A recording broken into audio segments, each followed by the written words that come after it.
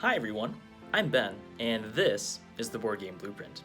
This week, we're going to go visit Grand Rapids, Michigan to make a stop at Grand Con, a recent convention that just took place over the Labor Day weekend. So let's jump on over to a table over there and see what they have in store. As we make our way to the Grand Con area, we're greeted by this awesome banner that has the iconic Michigan blue on it, as well as the awesome logo of Grand Con. Then of course we have the volunteers and just a giant space. We have a couple surprised faces as I maybe came in unannounced, but we can see right away event tables that are run by the designers themselves, as well as a couple publishers perhaps.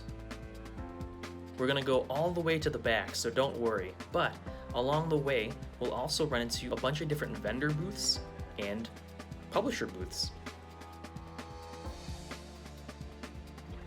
While we make our way around, I'll let Brian Lenz, the organizer and founder of Grand Con, talk a little bit about his mission statement.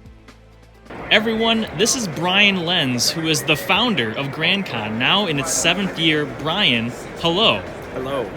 Is there anything really that you want to just share with people about what Grand Con is, what the philosophy is behind it, and maybe just why it's gotten to be where it is today?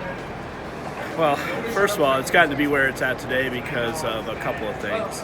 Volunteers make it happen, and of course, as the community has grown, of course, they make it happen as well. Grand Con is all about community, as I just kind of mentioned there. It's very diverse, very open-armed, and really I'm shooting for, family-oriented type of situations. Kids from the little to the big and having a good time playing games that we do in the industry, and then just enjoying each other's company and having a great time with it. And how else to do that but, have a convention, right? So that's kind of where it's at in simple terms. But, it really is about getting together, sitting across the table, meeting old friends and new friends alike, and sharing experiences with the exhibitors, with the new games. The library here is 1,800 games and growing. We curate it well. I think it's one of the better ones out there. So, you've got a lot to choose from. And of course, coming back and just seeing people that you enjoy seeing and hanging out with. So a little bird told me that maybe the date has changed for Grand Con. This is maybe the first weekend that it hasn't been preset before. Do you have any idea at this point, because the convention is still only halfway through, if this new date might be the new one that you stay with? Yes, it will. It is something that I want to try and keep static, right? You don't want to shift too much and have a moving target year over year. It was a situation where it was a back-end decision that had to be made between myself and the facility that we use from year over year.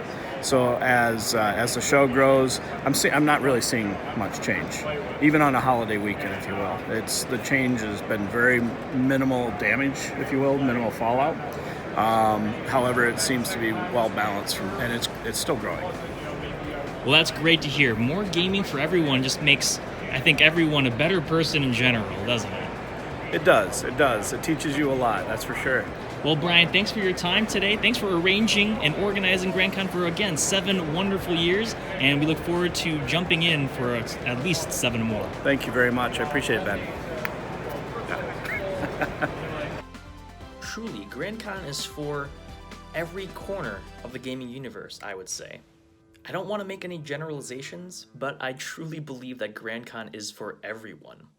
We have gamers and designers, publishers, and families especially, so that this con isn't exclusive to any particular age or demographic.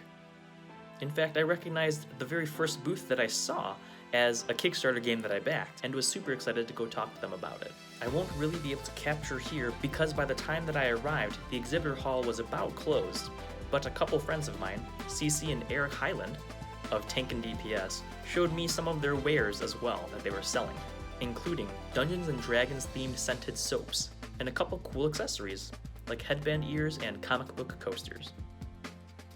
As we make our way through, we can see rows of tables filled with gaming. And I didn't want to lurk too hard or else get a couple funny looks, so we'll just kind of keep going quickly through.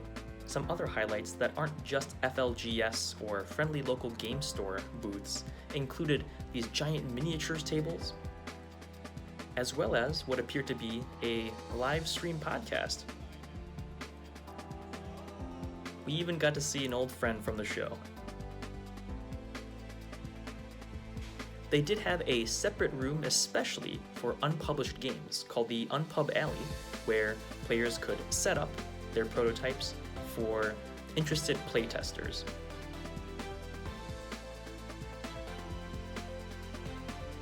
From what I had heard, there were a couple other things in addition to events, namely different panels, one of which was, I believe, a narrative-focused group of designers who shared their insights about how to make a game engaging. Hopefully next year, I'll be able to get there and learn a couple things more that I can relay to you.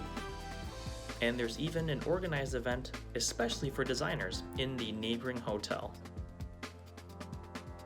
GrandCon has a lot to offer and really lives up to its name, and I can't wait to go back again, this time for a full weekend. And lo and behold, there's also an entire room dedicated to RPG and roleplay that I completely missed. But you can imagine 30 round tables all filled with players, getting their narrative storytelling on and adopting identities and characters that aren't just from our favorite board games.